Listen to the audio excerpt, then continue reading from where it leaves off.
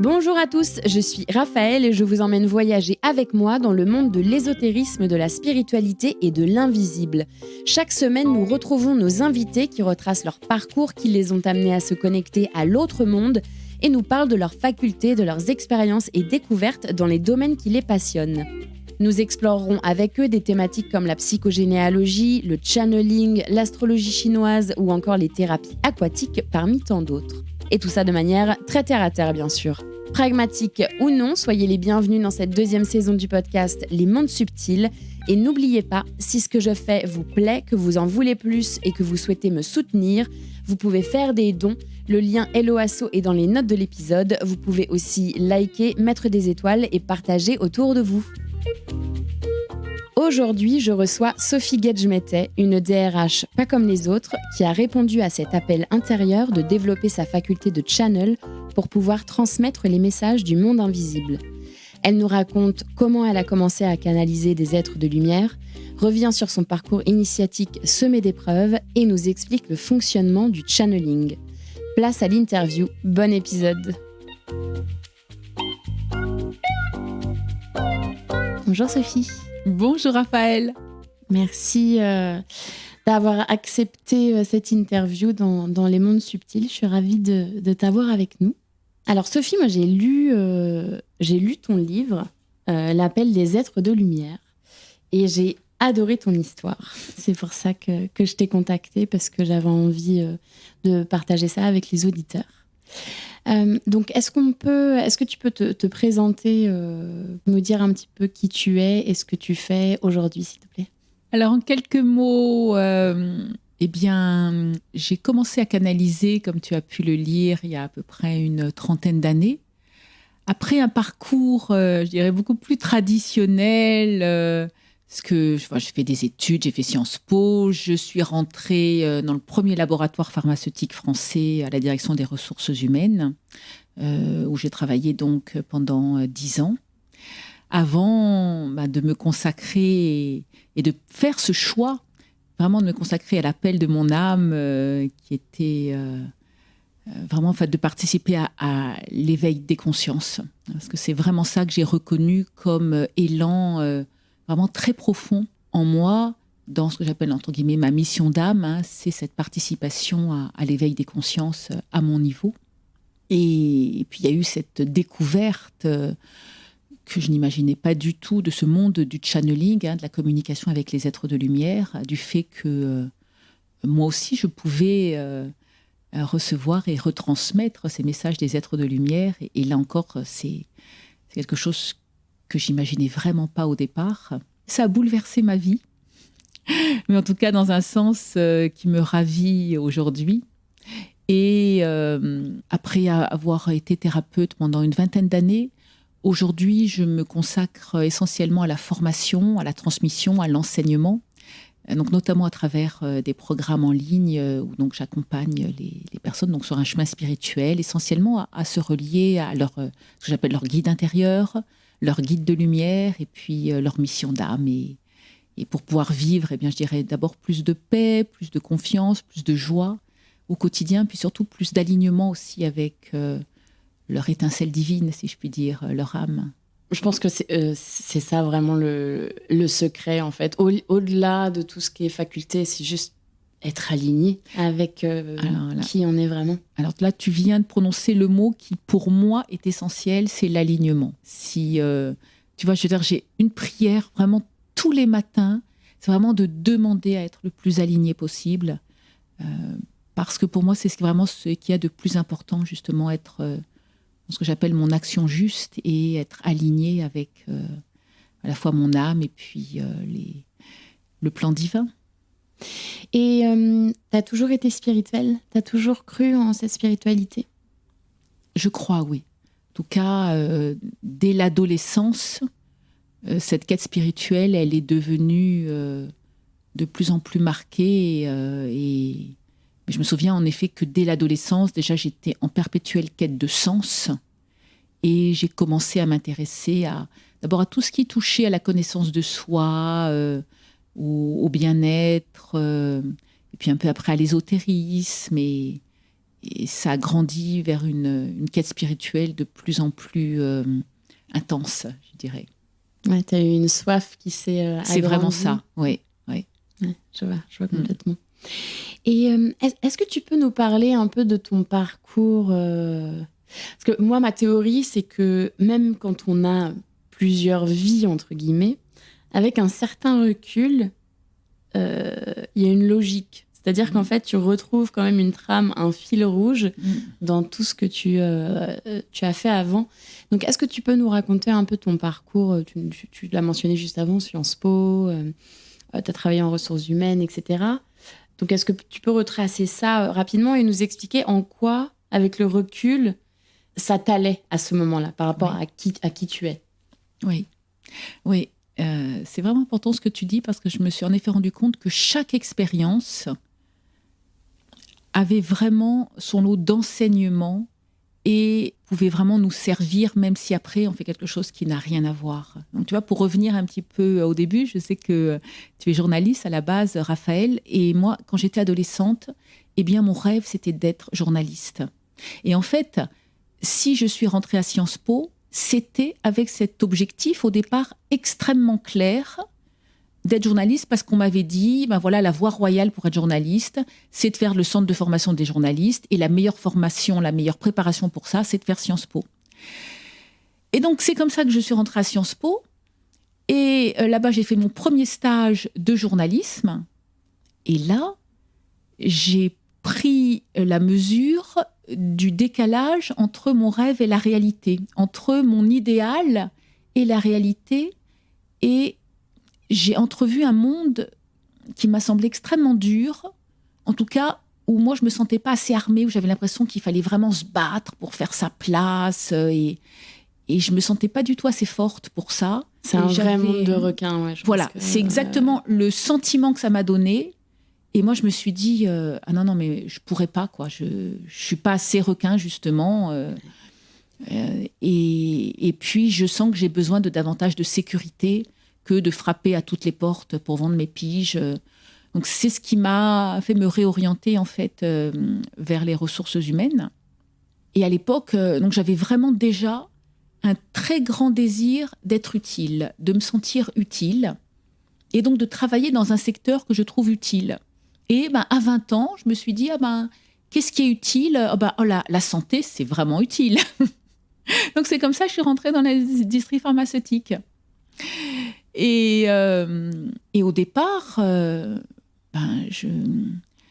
ça m'a aussi beaucoup apporté, parce que j'ai aussi appris dans l'entreprise à m'organiser, à régler 10 problèmes à la fois, et donc à pas me noyer dans un verre d'eau, à savoir synthétiser les choses, il y a tout un tas de compétences qu'on développe dans l'entreprise, qui m'ont par la suite été aussi très utiles, même si j'étais plus du tout dans ce milieu-là, parce que autant au début ça me plaisait, autant à la fin, juste, j'en pouvais plus. Mais vraiment, je n'en pouvais plus. Et il y avait vraiment cet appel toujours qui était là. Et en même temps, c'est grâce aussi à mon expérience de l'entreprise et au salaire que j'avais dans cette entreprise que j'ai pu faire toutes les formations qui m'ont ensuite aidée à m'installer comme thérapeute, et puis à tout le parcours aussi de travail sur moi que j'ai fait, parce que ça a un certain coût, ça, il ne faut pas se leurrer non plus, quand on fait beaucoup de séances de thérapie, de formation, de stage, etc. Voilà, à la fin, quand je suis partie, je me suis dit, c'est aussi important que je parte en étant dans la gratitude et pas uniquement dans le ras-le-bol, parce que faut pas se mentir, j'étais vraiment dans le ras-le-bol. Mais voilà, j'ai essayé aussi de partir en n'étant pas uniquement centrée sur ce ras-le-bol, mais dans ce que ça m'avait apporté. Et j'ai pu être aussi dans la gratitude de ce que ça m'avait permis de développer, et de tout ce que ça m'avait apporté. Oui, parce qu'en plus, c'est vraiment... Bon, déjà, c'est un investissement sur toi, parce que tu travailles sur toi, et en effet, tu as fait plein de choses, ça coûte, dont pas mal de voyages, donc ça coûte de l'argent, etc. Mais d'un autre côté, même s'il y a ce côté ras-le-bol-là, il y a quand même une finalité qui est autre. Tu vois, tu te dis, OK, je fais pas tout ça pour rien, parce qu'il y a des gens qui ont ce ras-le-bol-là. Et en fait, ils n'ont rien à côté, ils n'ont pas de but, ils ont plus de... Il n'y a plus de joie, il n'y a plus de passion, ils se sont complètement perdus. Mais toi, tu avais quand même cette autre vie un peu en parallèle, quoi. C'est ce que j'allais te demander aussi. Ça faisait quoi de faire autant de voyages, de commencer à faire du channeling et puis d'à côté de pointer de lundi à 9h et d'être dans la RH, quoi. C'était vraiment, j'allais dire, un grand écart.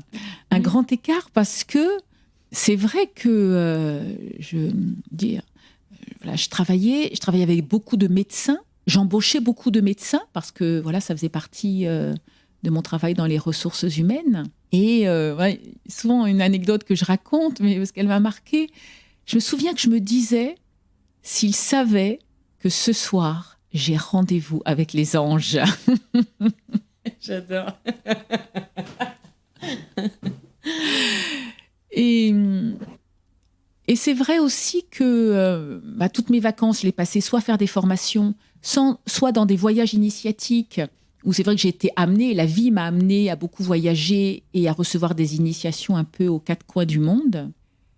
Je revenais après, pour la reprise, j'étais complètement nourrie, complètement presque illuminée de l'intérieur de toutes ces expériences. Et je me disais, c'est tellement merveilleux ce que j'ai vécu que franchement, ma vie au retour, elle va être géniale, quoi. Et puis, je revenais, et là, j'avais une sorte de chute vibratoire où je reprenais le travail dans l'entreprise. Et au fur et à mesure, c'était de plus en plus dur. Et ce que j'ai fini par comprendre, c'est que au fur et à mesure que je vivais aussi toutes ces expériences très lumineuses et qu'il y avait tout ce travail de nettoyage intérieur qui s'effectuait, je vivais une élévation vibratoire qui faisait aussi remonter à la surface tout ce qui avait besoin d'être conscientisé et libéré en moi. Et donc, contrairement à ce que j'espérais que ma vie devienne de plus en plus merveilleuse et facile, alors oui, il y avait vraiment beaucoup de moments merveilleux, puis un sentiment de sens, beaucoup de choses qui me nourrissaient, mais il y avait aussi des états intérieurs très difficiles où j'avais beaucoup de tristesse, de colère qui me remontaient. Alors des fois, je savais à quoi c'était lié. Des fois, j'avais l'impression que ça venait de tellement loin que je ne comprenais même pas ce qui se passait. Et j'ai fini par comprendre que ça faisait partie du processus de désintoxication qui est vraiment partie prenante en fait du travail sur soi. Et que plus on monte dans des vibrations élevées, plus c'est aussi important après de redescendre pour aller amener cette lumière, cette écoute, cette compréhension aux aspects de nous plus blessés qui ont besoin d'être écoutés et guéris. Et ça, aujourd'hui, c'est quelque chose que j'ai constamment l'occasion de répéter aux personnes que j'accompagne, notamment sur la capacité à développer les connexions aux êtres de lumière, où je leur explique que quand ils me disent ah oui, mais là, il y a telle chose qui n'est pas facile, etc. Je leur dis, mais ça fait vraiment partie du processus. C'est pas confortable, mais on ne peut pas en faire l'économie si on veut vivre vraiment ce processus de façon, comme je dis, saine, c'est-à-dire de façon équilibrée. On ne peut pas faire l'économie d'aller, une fois qu'on a touché des moments de lumière et des espaces de lumière scintillants en nous, d'aller redescendre pour aller rencontrer les parts d'ombre que l'on porte tous en nous et qui sont aussi reliées à nos parts blessées. Ouais, je suis complètement d'accord avec toi. En fait, il n'y a pas de baguette magique, quoi. De toute façon, le travail, il faut le faire. Et j'ai toujours cette image de ça. Le travail, il faut le faire. Et ça veut aussi dire mettre un peu les mains dans le cambouis. Et exactement. c'est pas toujours agréable. Exactement. Ouais. Et ça a aussi été un processus extrêmement progressif, dans le sens où donc, j'ai commencé à recevoir les premiers messages des êtres de lumière, je crois que c'était en 1995 de mémoire, donc ça va faire bientôt quasiment 30 ans, et vraiment progressivement, les énergies que j'ai reçues sont devenues de plus en plus fortes. Mais là encore, ça a été vraiment progressif, parce que, et ça fait aussi partie de ce que j'explique dans les enseignements que je transmets aujourd'hui, notre corps physique, notre système nerveux central a besoin de s'habituer progressivement à ces énergies qui sont beaucoup plus élevées que les nôtres. Donc si on les recevait directement, on disjoncterait littéralement. Puis malheureusement, il y en a à qui ça arrive. C'est pour ça que moi j'insiste autant dans tout ce que je transmets sur les bases qui sont l'enracinement, qui sont le centrage, qui sont l'élévation vibratoire, pour pouvoir là encore vivre le mieux possible ce processus. Ouais, y aller doucement et pour pas disjoncter. Exactement. Il faut faire très attention avec ces choses-là. Donc ça s'est vraiment développé progressivement. Il y a eu d'abord comme c'est généralement le cas, ce qu'on appelle des énergies qui sont venues préparer mon canal. Et puis, c'est seulement quelques années après que sont arrivées les énergies que je canalise depuis, qui se sont présentées comme les énergies de Marie-Madeleine et du Maître Saint-Germain. Il y a eu de nouvelles énergies qui sont arrivées, ça fait 2 ou 3 ans maintenant. Ils m'ont expliqué que nous vivions une période, en fait, on avait besoin de tellement d'aide que justement il y a de l'aide supplémentaire qui arrivait et que donc il y a de nouveaux êtres de lumière qui venaient à travers mon canal. Ils m'ont dit non pas pour remplacer ceux qui étaient déjà là, mais pour, je les cite, agrandir l'équipe et me permettre de diffuser plus puissamment, en sachant que quand je parle de diffuser plus puissamment, c'est une transmission qui se vit à la fois à travers des paroles, parce que quand je canalise, il y a des paroles, mais où l'essentiel se vit au niveau énergétique, vibratoire. Ce sont des énergies qui sont transmises et ce sont ces énergies qui créent, je dirais, les déclics et les éveils de conscience et les transformations les plus profondes chez les personnes qui les écoutent, que ce soit en direct ou tout autant dans des vidéos, dans des enregistrements, ça passe tout aussi bien. Et là, apparemment, on m'annonce qu'il y aurait encore de nouvelles énergies qui vont arriver, donc je vais voir ça bientôt. Mais ce que je veux dire par là, c'est que c'est un processus qui est en constante évolution. Donc juste pour aussi terminer sur mon parcours, donc quand j'ai quitté l'industrie pharmaceutique, j'ai commencé à donner donc des soins énergétiques, des séances de canalisation, des séances de libération émotionnelle, ce que j'ai fait pendant 20 ans à peu près.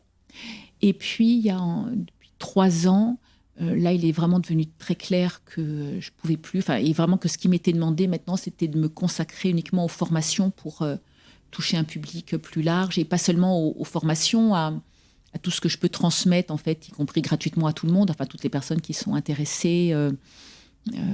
Sur mon site internet, j'offre beaucoup de ressources, que ce soit des vidéos, des audios, etc. Toujours pour aider à cette connexion à son âme, à ses guides, à son guide intérieur, à ses guides de lumière, pour élever son taux vibratoire et sur tous ces sujets en fait qui touchent à l'élévation de conscience.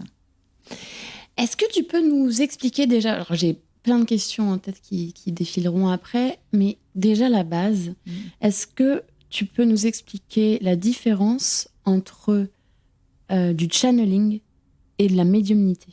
Oui. Alors, il y a des personnes qui emploient l'un ou l'autre mot, et pour eux, c'est la même chose. En tout cas, moi, je fais la différence. Enfin, en général, moi, je préfère parler de channeling plutôt que médiumité, parce que la médiumité, je trouve que c'est très associé à la voyance. Or, le channeling est très différent de la voyance. Généralement, les êtres de lumière ne font pas de prédiction. C'est-à-dire que ce qu'on appelle le channeling, c'est le fait de recevoir et de retransmettre les messages et ou les énergies d'êtres de lumière. Et ce que j'appelle des êtres de lumière, ce sont des êtres de très haute vibration qui ne sont pas incarnés ou qui ne sont plus, ou qui l'ont été et qui ne le sont plus, et qui ont atteint, je dirais, un très haut niveau d'amour, de sagesse, et qui sont vraiment au service. Parce que ça fait vraiment partie des caractéristiques du divin, c'est d'être au service. Et qui, avec ce sens du service, viennent nous inspirer. Ils ne vont pas faire des choses à notre place, mais ils vont nous aider, nous inspirer. Donc que ça soit par une aide énergétique, par leurs énergies ou par leurs enseignements, par exemple. Et le channeling, c'est vraiment le fait de les recevoir et de les retransmettre. La médiumité, ça peut être plus associé donc soit au fait de prédire l'avenir, Et ce que je disais, c'est qu'en général, les êtres de lumière ne le font pas parce que eux, ce qu'ils disent, c'est que le futur est en constant changement, puisqu'en fait, on le crée en permanence à partir de nos pensées, de nos paroles et de nos actions. Donc, ils peuvent donner des probabilités, mais en insistant sur le fait que ce ne sont que des probabilités qui peuvent changer à tout moment. Et sinon, la médiumnité, ça peut aussi être associé au contact avec les défunts. Alors, c'est une forme, de médiumité, mais le channeling, en fait, on vient contacter des êtres non incarnés qui sont d'un niveau encore beaucoup plus élevé que le plan des défunts. Vraiment des êtres qui se sont réalisés. Et ça, c'est vachement intéressant aussi d'expliquer qu'il y a tout un travail à faire sur soi pour élever son taux vibratoire, pour pouvoir communiquer avec eux. Parce que sinon on disjoncte, ou sinon il y a plein de gens qui disent « mais pourquoi moi je capte pas, j'entends pas ?» C'est parce qu'en fait il y a un écart qui est trop grand, j'imagine, entre leur fréquence à eux et notre fréquence à nous. C'est comme ça que ça fonctionne. Tout à fait, oui. Après, juste quand j'ai envie d'ajouter à ça, c'est que c'est aussi une question de mission d'âme. C'est-à-dire que les personnes qui sont channel, elles sont en rien supérieures aux autres, juste ça fait partie de leur mission d'âme. Et elles ont choisi d'y dire oui. Ça, c'est très important parce qu'il y a des tas de personnes qui ont cette capacité, mais qui ont des peurs, des résistances, etc., et qui ne vont pas le développer parce qu'elles ne le choisissent pas. Oui, bien sûr. Et j'ai trouvé ça super intéressant ce que tu m'as dit juste avant qu'on commence l'interview par rapport au fait que la canalisation, le channeling, c'est pas du jour au lendemain. C'est-à-dire qu'il y a un travail à faire avant. Oui. Est-ce que tu peux nous parler un petit peu de ça pour des gens qui, par exemple, ont ces facultés-là qui se réveillent, mais il y a un chemin initiatique, en fait. Alors oui, c'est un vrai chemin initiatique. Moi, si tu veux, pendant les étapes dans lesquelles je guide les personnes que j'accompagne à travers mes programmes pour cela, c'est d'abord le nettoyage intérieur à travers des processus de libération au niveau émotionnel, au niveau mental, c'est-à-dire au niveau de nos croyances, au niveau karmique, parce qu'on a souvent beaucoup de mémoires qui peuvent freiner aussi ces capacités. Parce que, imaginez notre canal, plus il va être, entre guillemets, propre, c'est-à-dire nettoyé de toutes les charges qu'on a pu retenir de nos blessures émotionnelles, de nos vieilles colères, de nos événements traumatiques, etc., plus on va pouvoir recevoir et capter de façon fine et fiable des énergies beaucoup plus élevées. Donc ça, c'est vraiment la première étape et ça rejoint vraiment un travail, je dirais, psychologique, un travail thérapeutique, avec aussi une dimension énergétique, parce que de mon expérience, c'est en tout cas ce que j'ai trouvé de plus efficace, c'est d'allier le côté à la fois psychologique, énergétique et spirituel pour des libérations intérieures. La deuxième étape, c'est ce que j'appelle vraiment installer des bases saines. Donc, c'est tous les processus où on va élever notre taux vibratoire, où on va apprendre aussi à, entre guillemets, se protéger. Alors, j'aime pas beaucoup ce terme parce qu'il est souvent associé à la peur. Et plus on va avoir peur, plus on peut être vulnérable, au contraire, à des énergies beaucoup moins élevées. Mais c'est en tout cas mettre en place les bases pour pouvoir capter uniquement ce qu'on souhaite capter, c'est-à-dire les énergies les plus élevées au service de l'amour et de la lumière, et pas des petits plaisantins qui nous apporteraient pas grand-chose, voilà, qui ne sèmeraient que de la confusion. Et c'est aussi tout le travail autour de l'unification intérieure, du centrage. Voilà, c'est de savoir s'installer dans un état intérieur qui soit à la fois centré, enraciné et élevé. Et dans les bases, il y a une chose essentielle pour moi qui est l'enracinement. Oui, c'est avoir une assise. Voilà, c'est ça, exactement. Exactement, c'est développer son assise. Tout à fait.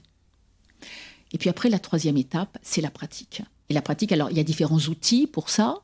Il y a il y en a certains qui utilisent donc ce qu'on appelle la transe, comme c'est mon cas, en tout cas, mais la transe consciente ou semi-consciente, où les énergies descendent dans notre corps et s'expriment à travers nous. Ça peut se vivre également par l'écriture, ce qu'on appelle l'écriture inspirée, ou par des voyages intérieurs, par des voyages méditatifs.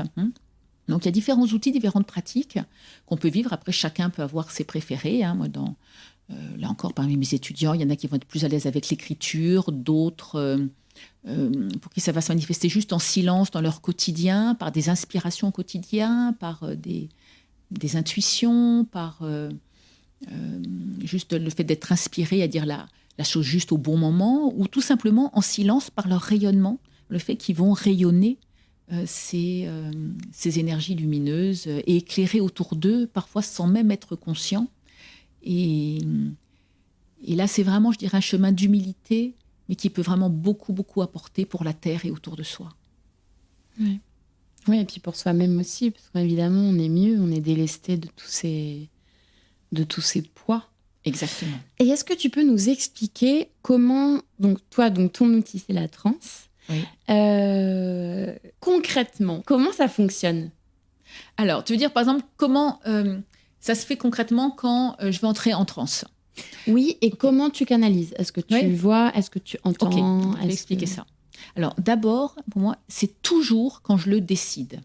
C'est-à-dire que ça vient jamais comme ça. Parce que j'ai eu des personnes qui m'ont dit « Oh, ça vient quand je suis au volant. » Non, je suis désolée. Non, on ne canalise pas quand on est au volant. Surtout pas. Donc, c'est toujours quand je le décide, quand je le choisis, et ça me demande un temps de préparation. Et ce temps de préparation, il est extrêmement important. J'ai parlé de protection tout à l'heure, et j'ai dit, j'aime pas trop ce mot parce que souvent ça implique la peur. Là, ce que me disent les guides, c'est que la meilleure protection, entre guillemets, quand on canalise, c'est déjà de s'installer dans un état intérieur de recueillement, je veux dire, où on s'installe, on sait qu'il y a quelque chose de sacré qui va se passer. Donc concrètement, je commence par m'installer en ce que j'appelle en position de méditation. Donc moi, je suis un peu en tailleur, sans croiser les jambes, mais voilà, je suis sur mon canapé en tailleur. Je commence toujours par m'enraciner, donc en projetant un faisceau de ma base vers le cœur de la Terre. Je m'enracine à la Terre, je m'enracine au ciel, en projetant un faisceau de ma couronne, du sommet de ma tête vers les plans célestes. Et je commence à être rentrée en présence de mon canal, donc de cette colonne de lumière qui me traverse. Il y a toujours ce point essentiel qui est l'intention. Donc, je pose l'intention donc, de me préparer à canaliser, l'intention de canaliser uniquement et d'autoriser uniquement les êtres de lumière les plus élevés au service de l'amour et de la lumière à venir en moi. Je demande à mon ego, à mon mental, à ma personnalité de se mettre de côté. Bon, je leur dis que je les retrouverai après, mais que là, ils peuvent prendre un repos bien mérité. Voilà, j'harmonise mes chakras, mes centres d'énergie. Et puis, j'ai ce qu'on appelle une induction. En fait, c'est une prière d'appel. Donc ça, c'est quelque chose de personnel. Après, bon, oui, chacun peut voilà, faire. Exactement, pour les appeler. Et j'ai un temps de méditation. Alors, quand j'ai démarré, il me fallait au moins un quart d'heure à 20 minutes pour me préparer avant de les recevoir. Aujourd'hui, en quelques minutes, c'est beaucoup plus rapide. Et à un moment donné, je sens une énergie qui entre en fait en moi, qui rentre par le sommet de ma tête. Je reste consciente, donc je ne quitte pas mon corps, je suis toujours éveillée.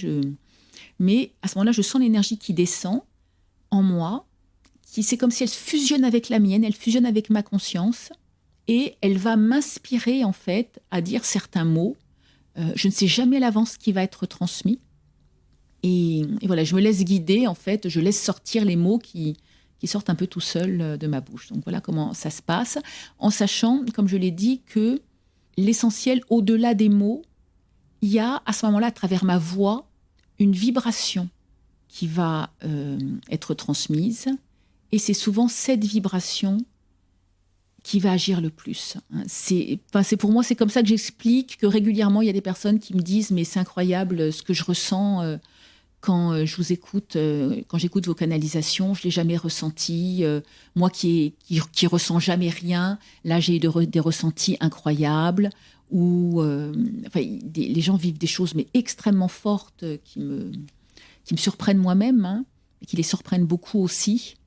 Et ça, je vois bien que c'est pas juste les paroles. Moi, je ne peux l'expliquer que par l'énergie qui est transportée par ces paroles. Oui, ce sont les vibrations de la voix, en fait. Exactement, exactement. Et ce que j'adore, en fait, dans ce travail vibratoire, c'est que du coup, notre mental, il est court-circuité. Par exemple, je me souviens d'une personne comme ça qui me racontait qu'il était dépendant, il avait énormément de dépendance, il avait beaucoup travaillé sur lui pour guérir ses différentes dépendances et il avait réussi à se libérer de beaucoup de dépendances, sauf une qui était sa dépendance au H en fait.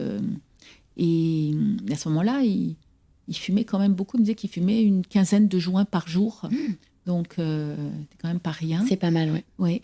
Et juste en écoutant en silence la vibration que je canalisais, il m'a raconté que après ça, en fait, il était sorti, il avait mis machinalement la main dans sa poche où il avait toujours un joint et il n'avait pas pu. Et en fait, et qu'il a arrêté du jour au lendemain, sans manque, en fait.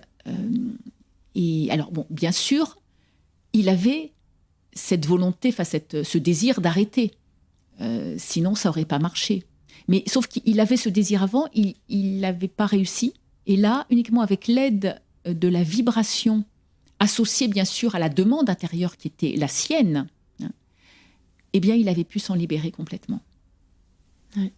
Ça lui a donné le coup de pouce qu'il fallait, en fait. Exactement.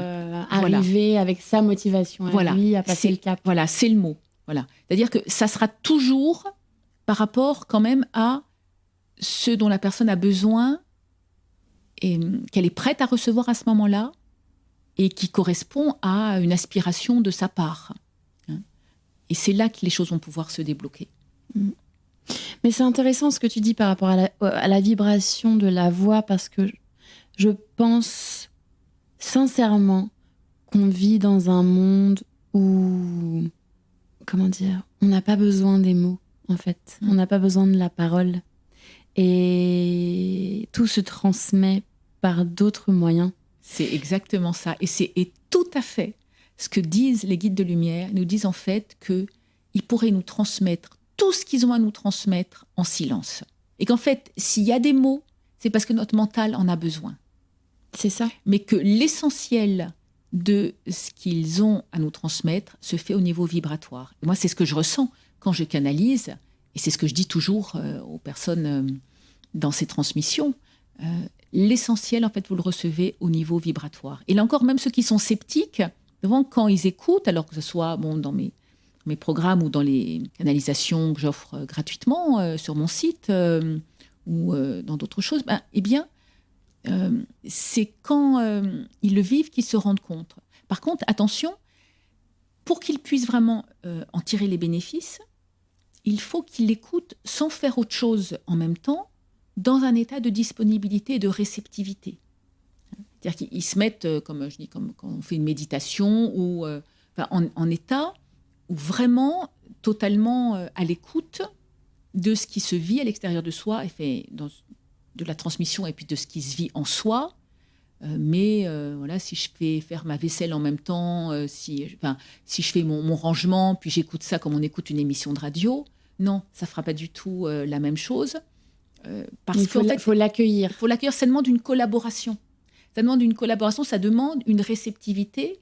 Et c'est cette réceptivité qui fait que, quelque part, le travail alchimique va pouvoir se faire. Moi, il y a quelque chose qui que j'ai beaucoup aimé dans le livre et qui m'a marqué, c'est que dans ton parcours, ton chemin initiatique, tu as eu beaucoup de petites épreuves, petits tests par rapport au discernement. Oui. Et le discernement, pour moi, je trouve que c'est tellement important parce qu'aujourd'hui, on entend tout et n'importe quoi. On a tous des vérités différentes aussi. C'est pas parce que toi, tu penses quelque chose et que moi, je pense l'inverse, qu'en fait, on n'a pas toutes les deux raisons. C'est juste notre point de vue qui diffère. Et il n'y a pas une seule vérité. Mais est-ce que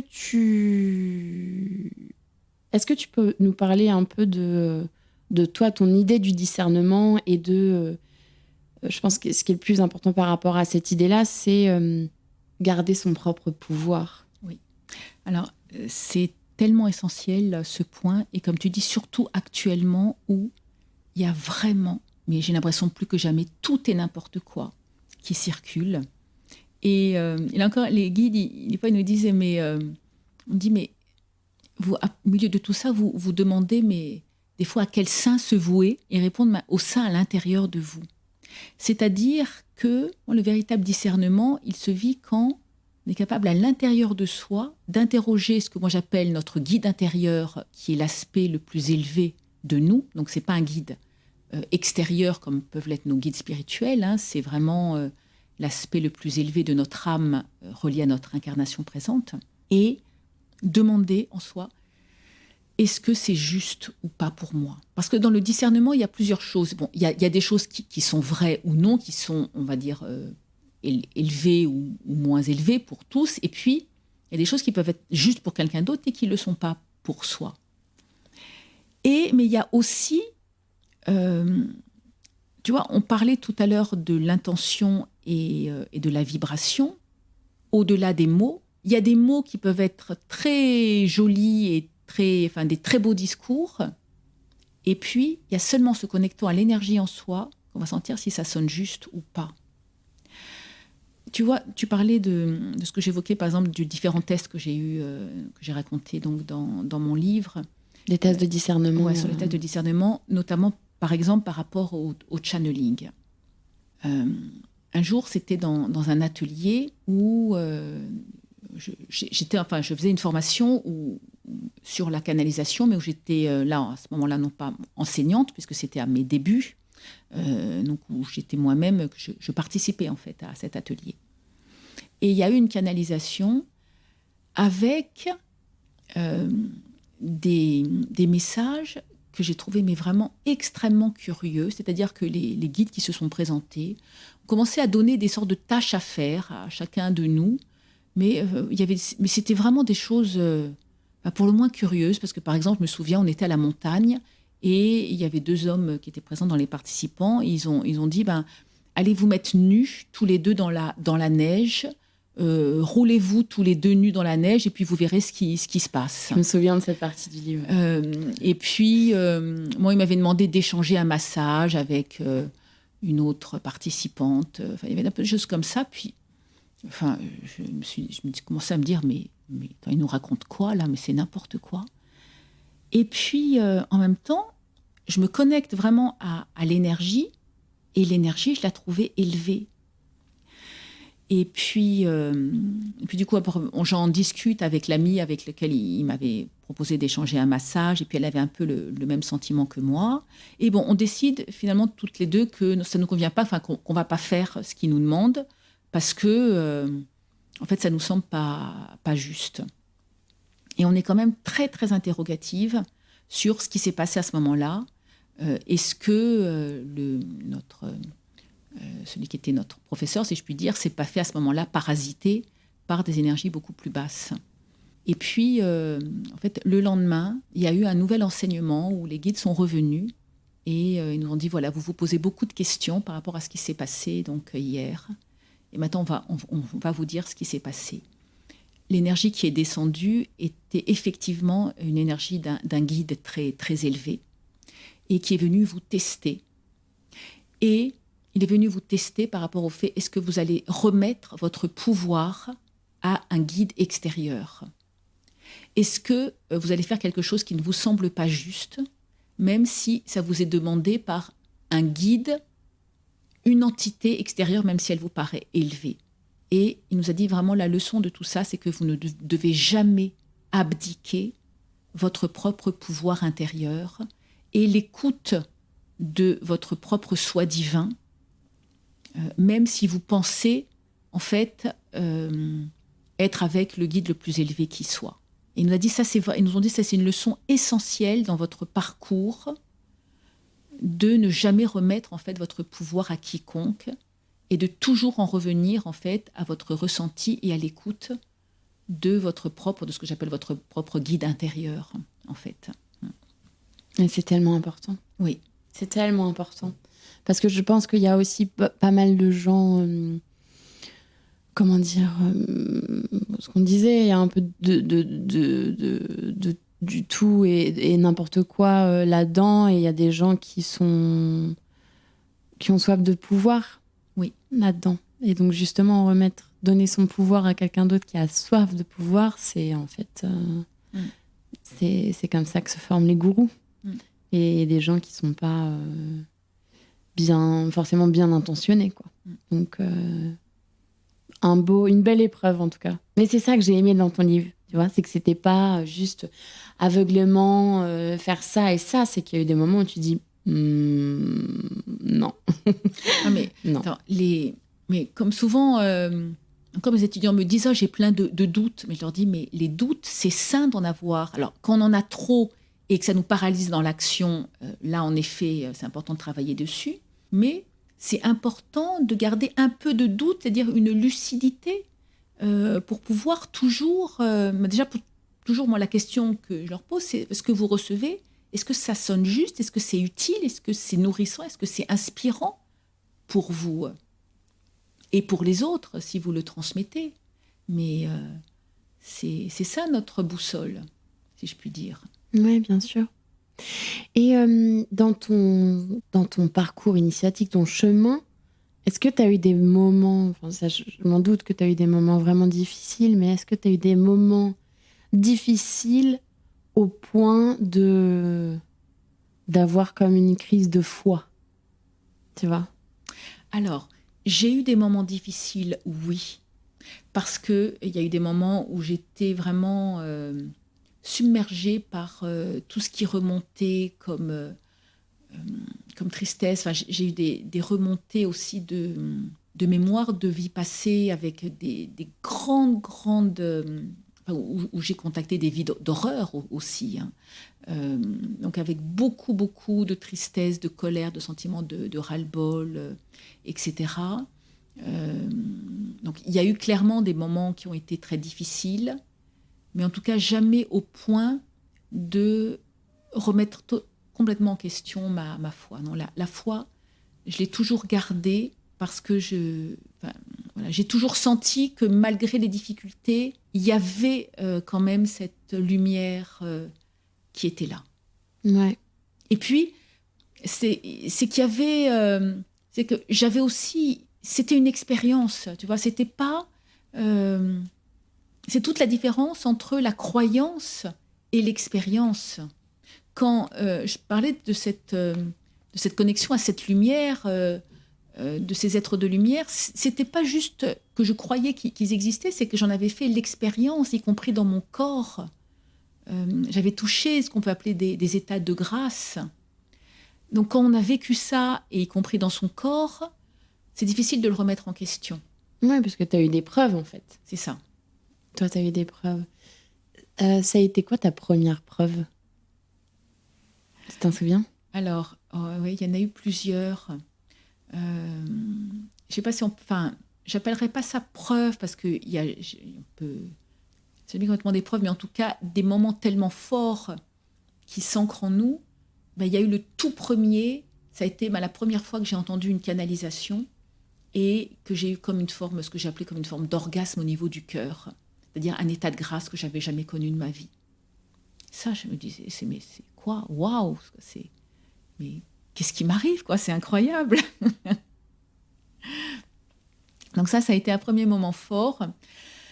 Après, dans les preuves, entre guillemets, et entre parenthèses, les preuves, c'est souvent au début, quand on a besoin d'être rassuré et encouragé sur le chemin. Et là, c'est ce qui s'est passé dans les toutes premières canalisations que j'ai données. Donc au départ, c'était avec un petit groupe de proches. Et dans ce petit groupe de proches, il y avait ma marraine.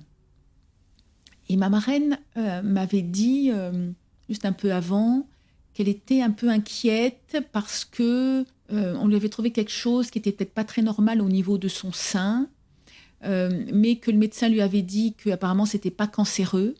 D'après les premières analyses, c'était pas cancéreux, mais que par précaution, ils allaient quand même faire des analyses complémentaires. Et donc, je fais une canalisation, et puis donc, il y avait un petit groupe de 4-5 personnes, et chacun à leur tour, ils pouvaient venir devant moi et poser une question. Et quand vient son tour, elle vient tout à la fin, parce que tellement elle avait peur, en fait, et elle finit par dire, littéralement par lâcher, mais finalement, mais qu'est-ce que j'ai au sein ? Et moi, à ce moment-là, j'entends, il y a une tumeur, il y a une tumeur, il y a une tumeur. Et j'ai beaucoup de mal à le laisser passer. Déjà parce que c'était en contradiction avec ce qu'elle m'avait dit avant, que apparemment le médecin avait dit que c'était pas cancéreux. Et puis c'était extrêmement difficile pour moi de délivrer ce type de diagnostic auquel je suis absolument pas habilitée.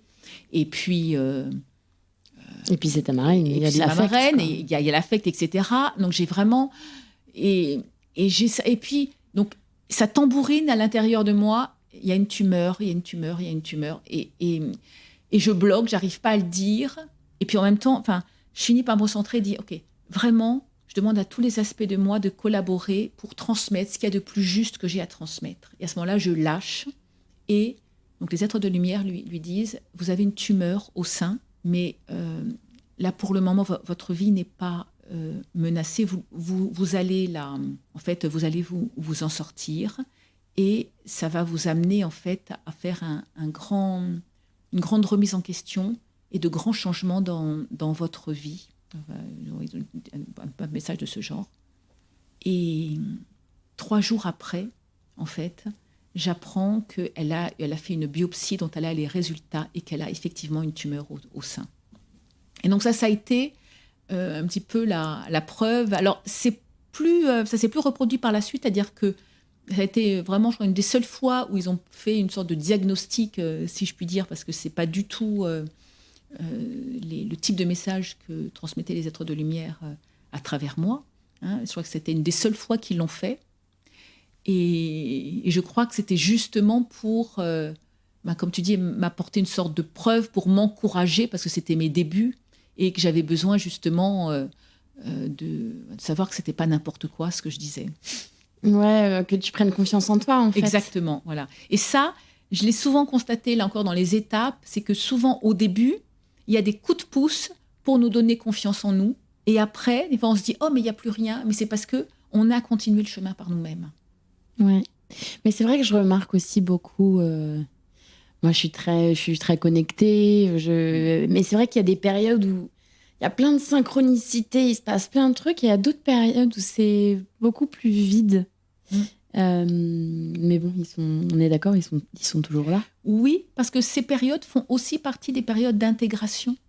Il y a des périodes, comme tu dis, où on est très connecté, puis des moments où on intègre. Et puis il y a aussi des périodes où on est très connecté parce qu'on va être dans une vibration beaucoup plus élevée. Et puis des moments où on va être dans des difficultés, où notre taux vibratoire va baisser. Je dirais que ça fait partie de notre humanité aussi. Oui, bien sûr. On n'est pas des machines. Non, on n'est pas des robots, c'est sûr. Et ce que j'ai adoré aussi dans ton livre, c'est qu'on y voyage beaucoup avec toi. Oui. T'as fait plein de voyages initiatiques. Oui. J'adore ça, les voyages initiatiques. Déjà, j'ai tellement plaisir à en faire moi-même et à recevoir comme ça des initiations un peu aux 4 coins du monde, parce qu'en effet, j'étais au Tibet, au Mexique, au Pérou, à Bali. Et puis aujourd'hui, j'en guide aussi des voyages initiatiques et ça réunit mes 2 passions qui sont justement la spiritualité et les voyages. C'est toujours des moments très forts parce que c'est vraiment... on est dans les énergies de lieux sacrés et on est en dehors de notre quotidien et on peut se reconnecter à la fois à ce que porte la terre. Et il y a des lieux aussi qui offrent comme des, entre guillemets, des couloirs de connexion privilégiés. C'est ce que j'allais te demander, en fait. Parce que qu'est-ce que ces lieux apportent en particulier ? Pourquoi aller aussi loin, dans un sens ? Donc, quelles sont ces portes de connexion, en fait, et est-ce qu'elles sont différentes entre chaque lieu ? Alors, chaque lieu porte sa vibration spécifique. Après, il y a des lieux qui sont reliés, mais on voit bien, par exemple, tu vois, si je prends l'exemple de l'Égypte, il y a des vibrations très spécifiques qui sont... Donc, qu'est-ce que ça apporte d'aller dans les lieux? Plusieurs choses. D'abord, on va se reconnecter à ce que porte la terre, parce il peut y avoir aussi comme des codes, je prends l'exemple des temples en Égypte, mais c'est valable en fait dans beaucoup d'autres temples dans la planète. Tu vois. Ce que nous disaient les êtres de lumière, c'est que les pierres des temples portent une énergie spécifique. Et que le simple fait d'entrer dans ces temples, eh bien, on reçoit cette énergie. Je me souviens, j'avais posé la question, j'ai dit oui, mais nous, par exemple, on le reçoit, on est conscient de ça, donc on va la recevoir. Mais je leur ai demandé, mais qu'est-ce que ça fait pour les touristes qui vont le visiter de façon complètement inconsciente? Eh ben, ils m'ont répondu, même pour les touristes qui le visitent de façon inconsciente, ça va déposer une graine d'éveil de conscience. Certains vont avoir une sorte d'éveil de conscience immédiat, d'autres, ça va être comme un germe qui va agir comme une bombe à retardement. Et parfois, des années après, ils vont avoir un éveil de conscience, mais dont l'origine, en fait, est la graine qui a été stimulée au moment où ils sont rentrés dans ce temple. Ouais. Voilà, donc il y a la vibration des lieux, et puis il y a aussi les mémoires karmiques que l'on porte, c'est-à-dire que quand les personnes qui se sentent très attirées, je continue l'exemple avec l'Égypte, elles peuvent aussi sur place aller reconnecter avec des mémoires de prêtres ou de prêtresses égyptiennes, par exemple, et donc se reconnecter à des potentiels ou à des capacités qui ont été développées. Il y a des lieux où on va reconnecter avec nos propres mémoires. Et oui, donc si inconsciemment on se sent attiré par un pays ou un lieu, oui, faut y aller. C'est ça. C'est pas un hasard qu'on soit attiré par certaines destinations plutôt que par d'autres. Tout à fait. Et moi, comme je dis, c'est vraiment ce que j'ai vécu. Puis c'est ce que je dis pour les voyages initiatiques que je guide aujourd'hui. C'est un appel intérieur. Et c'est ce que les gens me disent aussi. D'ailleurs, quand ils viennent, ils disent mais voilà, c'était un appel et on en revient souvent transformé. Bah oui, parce qu'on répond. Donc évidemment, il se passe quelque chose. Oui. Il y a une action qui est faite de notre part. Oui. Oui. Ça permet souvent des fois un saut quantique en fait à l'intérieur de soi ou un point de basculement. Et donc en intro, tu nous as un petit peu expliqué ce que tu fais aujourd'hui. Tu fais des formations. Toi, ta mission de vie aujourd'hui, tu l'incarnes comment et qu'est-ce que tu essayes de faire en fait? C'est quoi le gros de ton travail aujourd'hui? Alors, c'est ce que je disais au début. Pour moi, c'est d'abord participer à l'éveil de conscience. Aussi, et ça fait vraiment partie de ce que j'ai contacté de ma mission, c'est d'installer plus de paix en soi. Parce qu'en fait, tout ce dont j'ai parlé, la connexion au guide, à la mission d'âme, etc., mais même tout ce qu'on veut réaliser dans notre vie, ça commence par un état de paix intérieure. Mais quoi qu'on veuille, en fait, que ça soit de meilleures relations, une meilleure santé, un meilleur travail, etc., l'état de paix intérieure, c'est ce qui va faciliter tout ça. Et moi, ça fait vraiment partie des choses qui me tiennent le plus à cœur et de ce que j'ai contacté, qui fait vraiment partie aussi de ce que je transmets, donc à travers mes transmissions, y compris vibratoires, c'est stimuler cet état de paix intérieure qui va ensuite aussi agir dans nos relations, puisque je travaille aussi et je transmets aussi des choses sur les relations d'âme. C'est ce qui est venu aussi plus récemment. Et donc ça commence par cet état de paix intérieure et dans nos relations. Parce que c'est ça aussi qui va agir le plus au niveau collectif. Donc c'est participer à cet éveil de conscience, à plus de paix intérieure, à l'élévation vibratoire de la planète. Et ça commence par aider tous ceux qui ressentent l'appel, en tout cas, à vivre une vie plus alignée avec leur âme, plus connectée, j'entends au divin, vous avez compris, au monde du subtil, aux énergies subtiles, pour reprendre le nom de ton podcast, les mondes subtils, c'est vraiment ça, aux énergies du subtil, mais pour pouvoir nourrir le quotidien, pas pour fuir le quotidien, mais pour pouvoir le nourrir et agir là où on est par un plus grand rayonnement d'énergie. Ouais, pour que ça rayonne sur les autres et Exactement. que ça apporte plus de lumière. Oui, c'est ça. Et alors, ma dernière question, c'est par rapport à cette élévation vibratoire qu'on est en train de vivre en ce moment. Oui. Moi, qui m'a personnellement remué tout l'été. J'ai eu une phase un peu compliquée là où c'était genre, oulala, il y a un gros nettoyage qui a été fait personnellement. Cet été, c'est quand même des énergies qui sont pas faciles. Oui. Je suis d'accord. Ouais. Ah ouais, elles sont très, très bousculées. Ouais. Et souvent difficiles à vivre. Ouais. Et c'est d'autant plus important d'être centré, vraiment enraciné et en lien avec notre lumière intérieurement actuellement, parce que sinon, mais c'est très facile de se faire balayer. Et d'ailleurs, c'est ce que beaucoup vivent. Hein. Ouais. Je pense que c'est ce que beaucoup vivent. Et même moi qui fais beaucoup de choses en conscience et qui essaye d'être ancrée, etc. Là, le mois d'août et le mois de septembre, ça m'a... Mais je pense que ça fait partie de ce que tu disais, cette espèce de désintoxication, c'est que c'est des choses qui sont remontées, mais sauf que il y a beaucoup de choses qui remontaient en même temps. Et ouais, c'est pas facile. Mais est-ce que tu peux nous expliquer ton point de vue par rapport à cette élévation vibratoire? Qu'est-ce qu'on est en train de vivre en gros là pour toi? Parce que vu de manière très terre à terre, c'est la catastrophe avec ce qui se passe dans le monde. Mais d'un autre côté, moi j'ai l'impression qu'en fait c'est la catastrophe pour crever un peu l'abcès, quoi. C'est vraiment pour aller vers du mieux, mais ça passe par un divorce avant de retrouver l'harmonie, quoi. C'est un peu ça l'image. Là, pour moi, il y a plusieurs choses par rapport à ça. D'abord,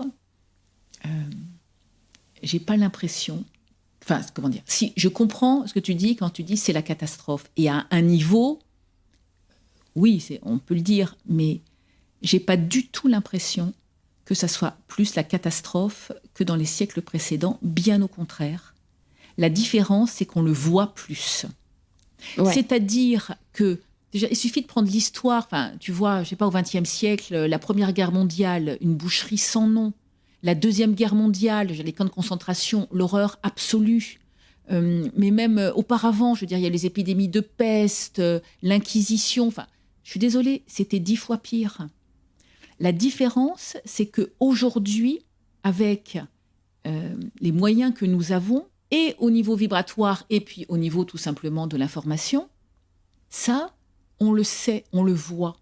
Donc, ça paraît pire, mais en fait, c'est pas pire. C'est juste que on met plus de lumière là-dessus. Donc, on le voit plus. Oui, il y a une plus grande transparence. Voilà, exactement. Il y a c'est plus visible. Ensuite, moi, ce que me disent mes guides depuis déjà un moment, c'est que il y a beaucoup plus de choses aussi qui vont mieux que ce qu'on ne le croit, parce que les actualités ne parlent que de ce qui ne va pas. Or, il y a aussi beaucoup d'initiatives, que ce soit individuelles ou collectives, extrêmement positives et extrêmement élevées, dont on ne parle pas, mais qui transforment les choses à un niveau local ou à un niveau global et subtil.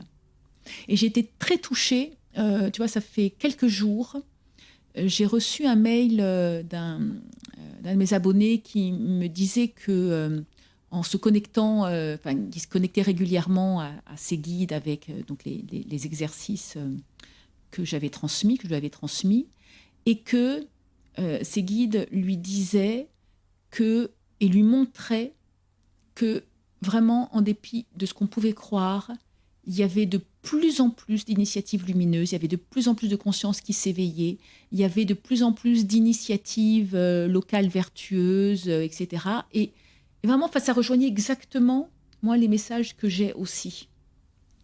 Après, à un niveau encore beaucoup plus vaste, ce qui se passe aussi, c'est qu'on est dans une phase de l'humanité qui ne s'est jamais produite, c'est-à-dire que les guides de lumière nous disent qu'il n'y a pas d'antécédent sur Terre de ce qu'on est en train de vivre actuellement par rapport à cette élévation de conscience. Okay, ouais. Parce que, tu vois, on parlait tout à l'heure de l'Égypte, etc. C'est-à-dire que dans l'histoire, il y a eu des moments, dans l'histoire ancienne, où des groupes de personnes ont atteint un niveau de conscience beaucoup plus élevé que ce qu'on peut en fait vivre actuellement. C'est-à-dire, par exemple, en Atlantide ou en ancienne Égypte, il y avait, tu vois, les prêtres, les prêtresses, etc., touchaient des niveaux de conscience beaucoup, beaucoup plus élevés que ce qu'on peut vivre actuellement, même les personnes très, très élevées spirituellement sur cette planète. La grande différence, c'est que c'était des petits groupes de personnes. C'était des petits groupes de personnes qui le vivaient dans des temples, donc à un niveau très, très élevé, mais il y avait eux, et qui étaient complètement séparés du reste de l'humanité, qui, eux, en fait, ne vivaient absolument aucun éveil de conscience. Et la grande nouveauté actuellement, c'est la première fois dans l'histoire de l'humanité qu'il y a un éveil collectif à ce point. C'est-à-dire que cet éveil de conscience, il n'est pas l'apanage des prêtres et des prêtresses dans quelques temples, mais c'est vraiment un éveil qui est offert à tout le monde. Et c'est pour ça aussi qu'il y a cette telle désintoxication, que ça nettoie tellement. C'est parce que ça touche tout le monde et pas juste quelques personnes. Et ça, c'est sans précédent.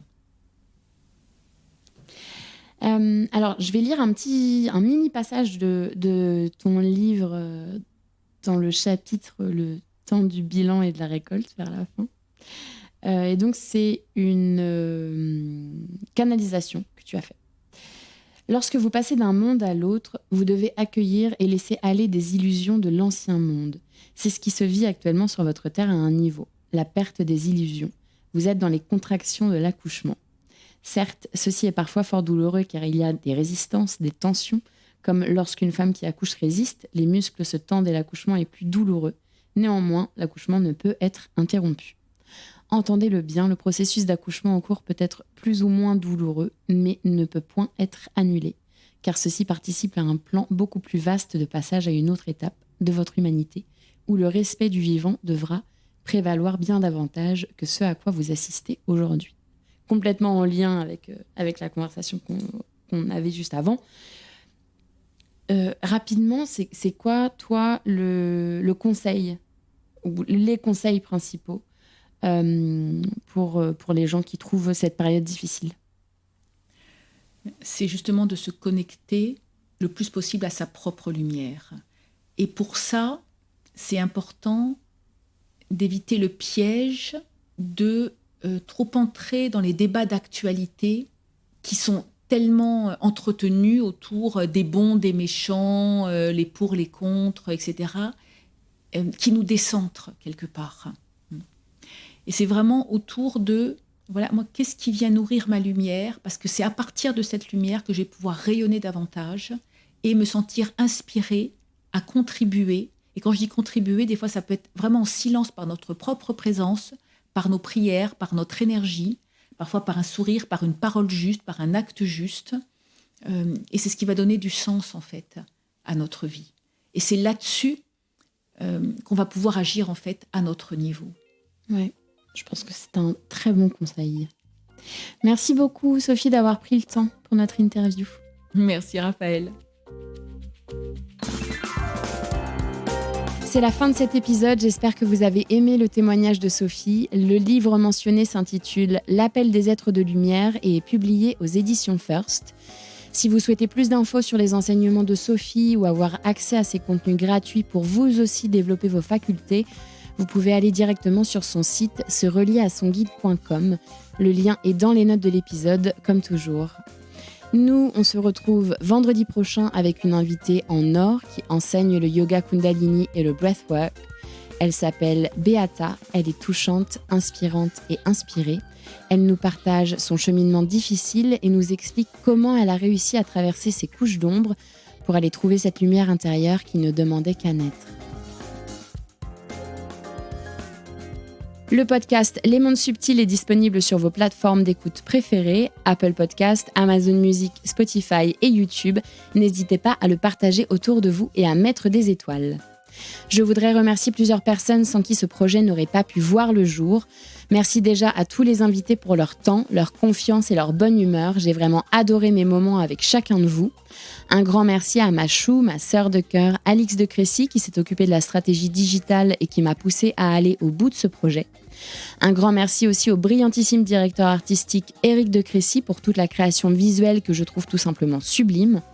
Merci à Alice Krief des Belles Fréquences qui a réalisé le mixage et réparé mes petites erreurs.